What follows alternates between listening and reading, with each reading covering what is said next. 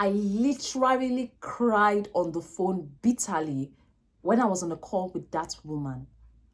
Like, seriously, like I felt her pain. How can people be this wicked? How?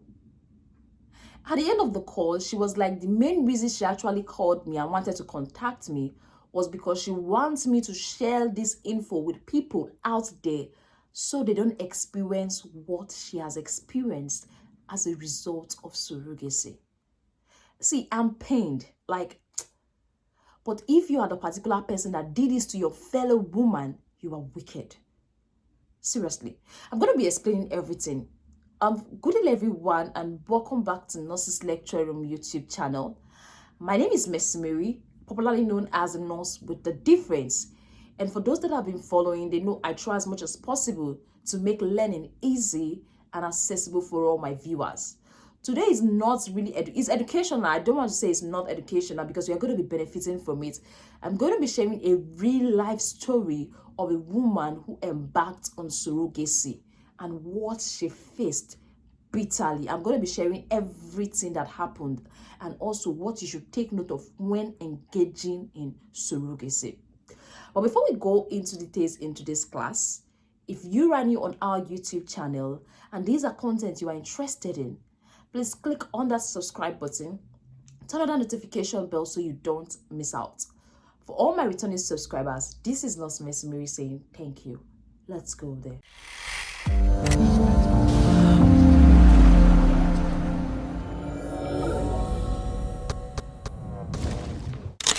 Right, welcome back. Like I earlier said, today I'm going to be sharing with you what a woman experienced in regards to surrogacy.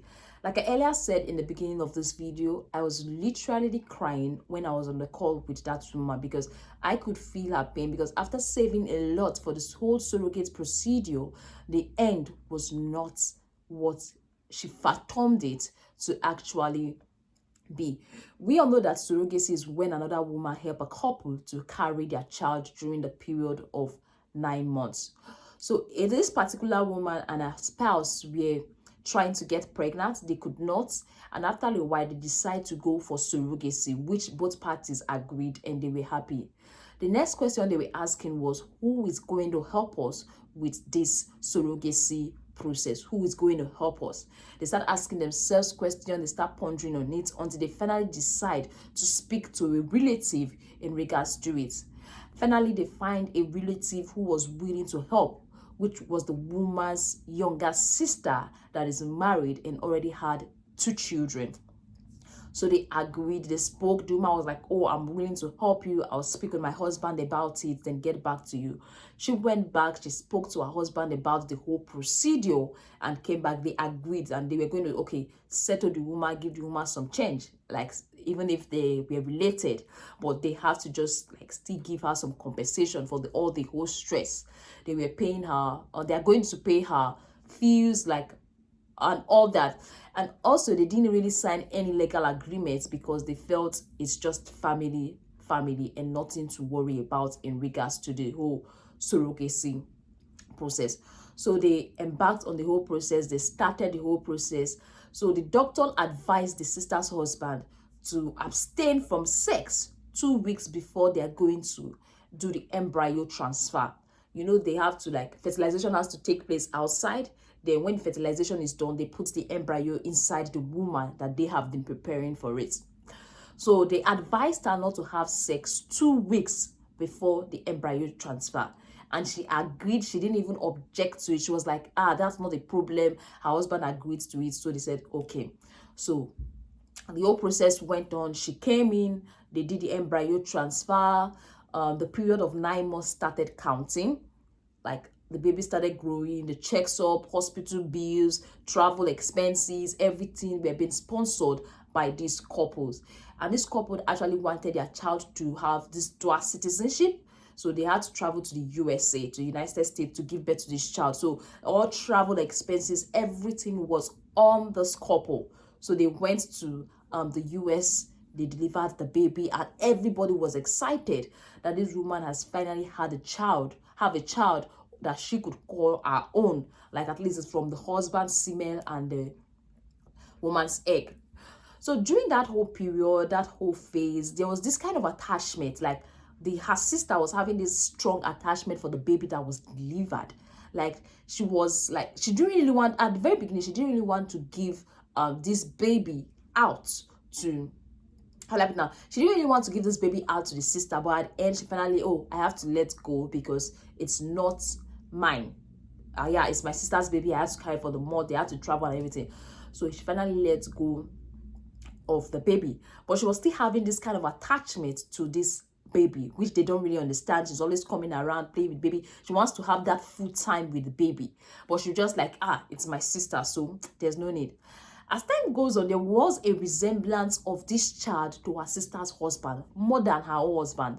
Like seriously, the resemblance was so obvious that the child this woman was carrying looks like her sister's husband.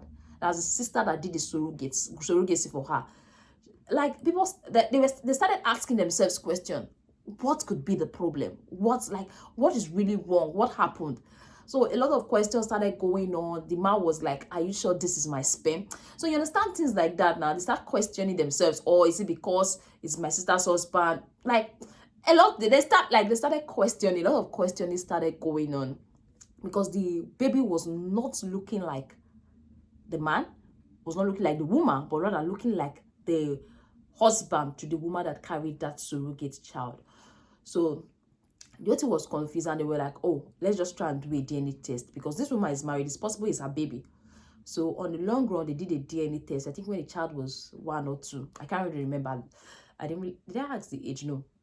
I don't know the age. Let me not just lie in regards to that. So I don't pick a date that I don't know. So they did a DNA test. Lo and behold, the child was not for the man.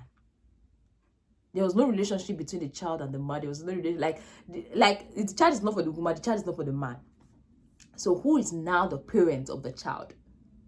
Yes.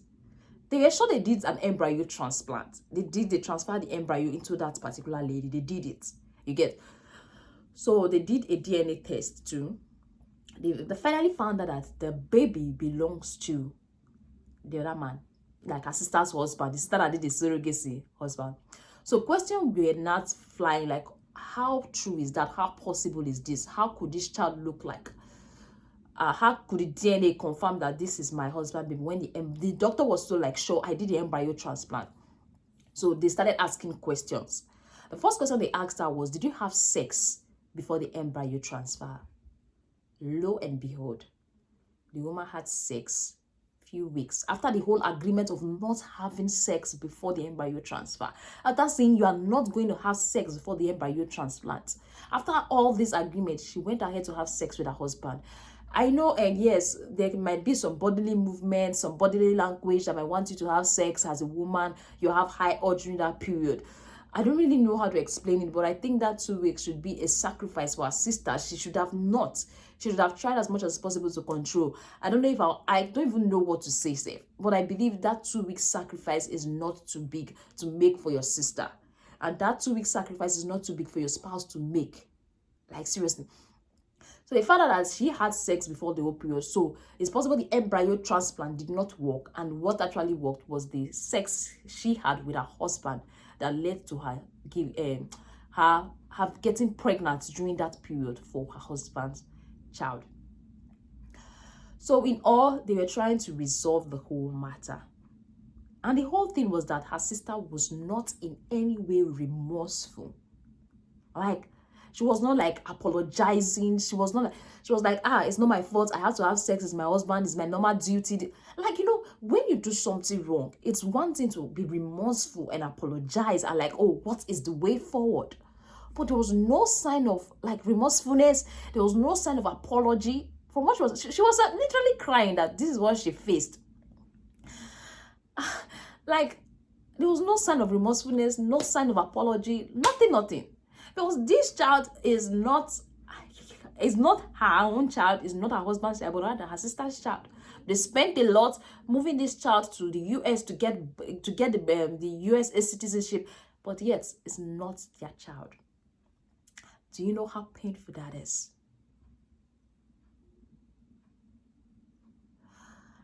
So what I have to say in regards to this is, whatsoever you are doing when it comes to surrogacy, please and please, whether it's your sister, your brother, your best friend, try and have a legal backup. See, nobody has a bad heart. You might, oh, this person is good. Yes, he or she might be genuinely good, but circumstances might happen. Things might happen. So what I'm advising in general, have a legal backup, have some legal written that can back you up. Like, okay, we told her not to have sex. If she does something, you should just follow the principles. You agreed to be a surrogate mother. So these are the rules. If you are doing it or not, is a yes or no. So have a legal backup. Like, there should be legal, all the legal things should be done. Just ignore those legal steps. And I've heard stories of people doing surrogacy and refusing to leave the child for the mother because they feel their blood has flown through. So many stories. Please and please make sure there's a legal writing. Everything in surrogacy, make sure there is a lawyer involved. Don't do it because, oh, it's my friend, it's my relation, so I trust this person. No, I know you trust this person, I know this person is good, but it is important to have a legal right up. Please, for those that have embarked in surrogacy and would like to share their experience, drop in the comment section. I'm not saying surrogacy is bad, it's good, but just make sure you have some legal backings. Make sure you have some legal write-up. Please and please, this is me coming out. She gave me the permission to share. That is why I am sharing it. Anyway, I'm sorry. I don't want to go emotional with the whole thing. Okay. All right. Thank you very much for staying tuned. Thank you very much for watching this experience video. Yeah. Don't forget to like, don't forget to subscribe, and also don't forget to share with a friend if you got value. For those that have embarked on surrogacy, I would like to share their own experience. See, my YouTube channel is open. You can come online and I will create time. We'll talk about it. You tell me your experience. Just, if you are free, you're not shy, you want to share it, please, I'm available. Just come to me. Anyway, thank you very much for staying tuned. Thank you very much for watching. Don't forget to like, don't forget to subscribe, and also don't forget to share with a friend if you got value. For all my returning subscribers, this is Nurse Miss Mary saying thank you. Bye, and see you in our next video.